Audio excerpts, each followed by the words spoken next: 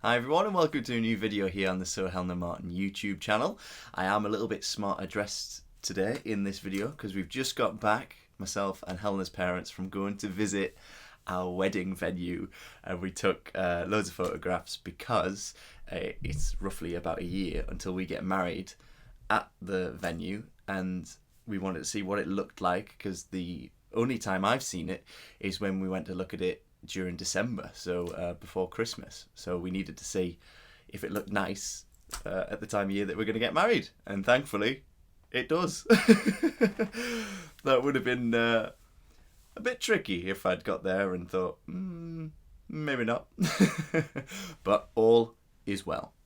So today's video is actually about books. It's so myself and Helena, we like to group certain books into a category known as coffee table reads. By this, usually they are books that, I mean, we haven't got a coffee table at the minute, but in our flat we used to have a coffee table, and underneath the coffee table there was a shelf, and you would put books there that while you nip off to make a cup of tea or you nip out the room to do something, your guests could then just pick out a book and then start looking through. So they're usually books that have a lot of pictures to them. Obviously there's words there as well if you want to read it. But they are sort of like aesthetically pleasing, and they're on really cool subject matters. Well, cool to us anyway. So that's what I've decided to do in this video. We're going to talk through our top coffee table reads. And yeah, thought I would just show you what we would supply if you came around to our house for a coffee. I hope that made sense. So the first one, I was actually reading through this as we were travelling to the venue today. Now, if you've been watching the channel for a while, you'll realise that I am a massive science fiction fan, and my favourite science fiction TV show is Doctor Who. And if you are a Doctor Who fan, you need to have this book. Now, I didn't know that this existed until my dad bought it for me for, it might have been Christmas, I think, and it's called The Who Grafica. It's an infographic guide to space and time, and this just has so many facts and figures in it, so many cool tidbits, so many behind the scenes stuff inside of it, and it's really nicely decorated. It reminds me of the Hitchhiker's Guide to the Galaxy in the style that it's actually designed. So as you can see on this page, so this is about the second Doctor. So this book goes through all the Doctors leading up to just Capaldi. That's when this book was released. And there's a page or a couple of pages dedicated to each Doctor. And on the page, you've got really cool things like the ratings for the episodes. I think where they rank in Doctor Who magazine. They've got a monster roll call here for the second Doctor. So how many times certain villains appeared. Rejected costumes for the Doctor. How many episodes ended on a cliffhanger. The different costumes that the Doctor wore. Everyone has the Doctor's first lines and the Doctor's last lines. This one's how many episodes of Doctor Who featured the TARDIS in black and white and how many were in colour.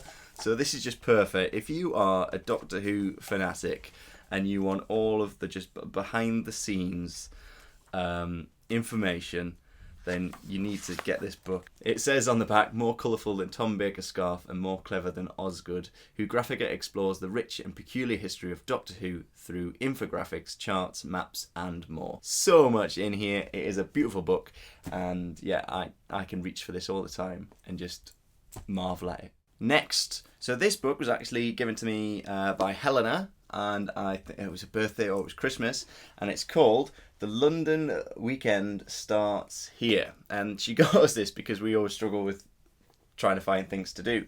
So it's 52 weekends of things to see and to do. I mean, it's written by Tom Jones. It's not unusual.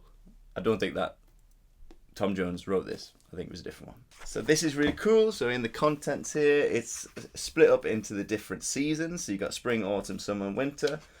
And then there's just so much in here. So if you go to spring, it's perfect things to do in spring. You've got, things to do in Croydon, American London. So it's all split into different categories. Japanese London, Churchyard, London.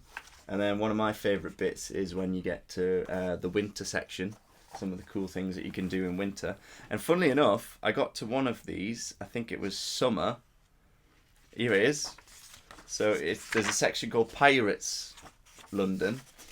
And in it, Walk the Decks of the Golden Hind 2. That's where I've been working. So it's so cool to see that in there. I was checking through it. I was like, are these facts correct? Yes, they are. Boozy London is one of the categories. So this is ideal if you want to try and do maybe different sort of date days or date nights, or you want to do family outings. And so it's a perfect coffee table read because you can pick it out. And even if, that person you've invited over for coffee, should we do something? Oh, I'm not sure what to do. Well, let's grab this then. Obviously, if you're living near London, then it's more beneficial. Here we are. So winter, you've got like find a Christmas tree at Camden Garden Centre. Go ice skating at the Tower of London. I will link, by the way, all of these books in the description box below if you want to purchase any of those.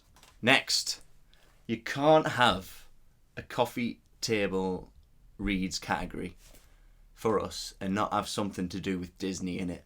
And this is the perfect coffee table read. Look at the size of it. So this is Mickey Mouse Museum, the story of an icon. And people know that I love Disney so much that now they're all trying to sort of get me Disney things. And actually, I got this book twice at Christmas because people thought, oh yes, Martyn will get you that. So this just tells you the complete story of Mickey Mouse, and they brought it out to celebrate the 90 years of Mickey Mouse. So it starts off with the creation of Mickey Mouse. So entrance. It's just got so many amazing pictures, and the artwork is incredible. There's a timeline there. How Mickey Mouse started. So there was Oswald the Lucky Rabbit. It also talks about the friends that are in there. So Minnie Mouse has got a section. Daisy Duck, Pluto. They're all there. So this is like, you could just pick it up. You could read just a section of it, or you could flick through it and just love all the imagery. And it's really nostalgic as well. I think that's Mickey's A Christmas Carol, which I've never seen. Has anybody seen Mickey's Christmas Carol? I really need to watch it. And then it goes all the way through to, unfortunately, the death of Walt Disney with Sad Mickey, and then beyond. Next. This book, again, bought by Helena for me, is called Bond on Bond, and this is one of my favourite books ever. So this was by Roger Moore, the ultimate book on over 50 years of 007, and this has so many amazing images in it. So it was Roger Moore with Gareth Owen, who I think he's the gentleman that did the In Conversation with Roger Moore that we went to see at the South Bank Centre. So it's got all sorts. It's split up into different categories. Bond on Beginnings, so talking about Ian Fleming. I really like the sort of glossy pages that it's printed on, behind the scenes photos. You got the villains of Bond. If you're a Bond fan, this is just an awesome thing to have. There's a lot of Roger Moore's personal stories in here as well. The cars of James Bond. I still want an Aston Martin. Keep dreaming, kid. I just love it. It's fantastic. And then there's all the posters are on the last few pages. So this one says, brimming with great stories, anecdotes and observations on the longest continual running movie series and written by the most debonair Bond of them all, this book is a must for all Bond fans. So we're in the J.K. Rowling section of our coffee table reads, and this was bought for Helena by my dad. It's called The Archive of Magic, the Film Wizardry of the Crimes of Grindelwald. There's lots of things like this, so actual things that you can play about with. It's got like a load of props and like hidden extras and things, so it opens up in a really weird way as well. It's got images from the movie, behind the scenes stuff, and also a lot to do with the making of in terms of stories and text. So here on one of them, you've got Credence's certificate of adoption, Ministry of Magic identity card, for Newt Scaramanga.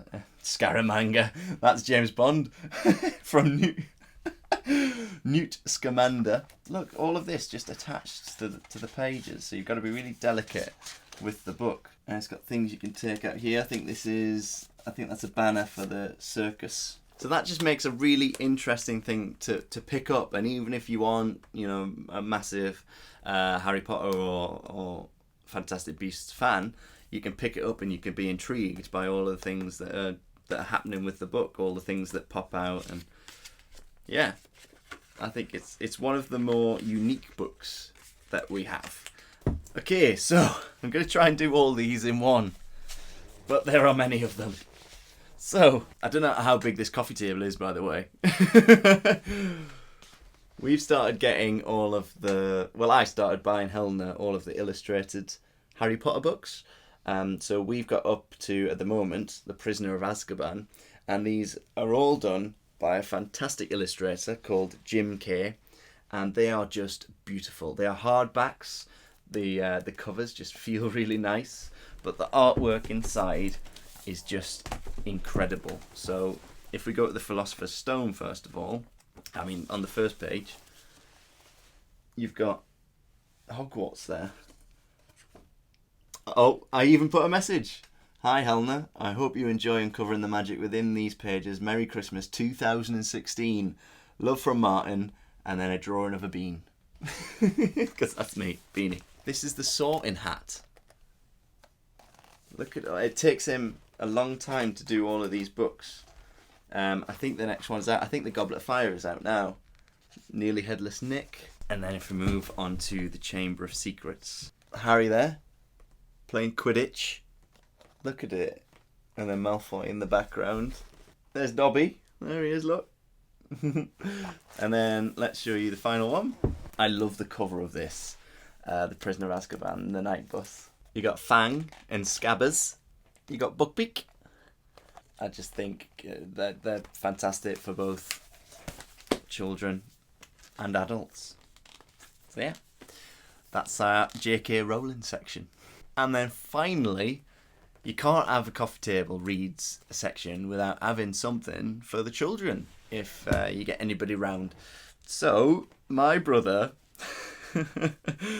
got me some amazing books, and these are the Doctor Who Mr. Men collection.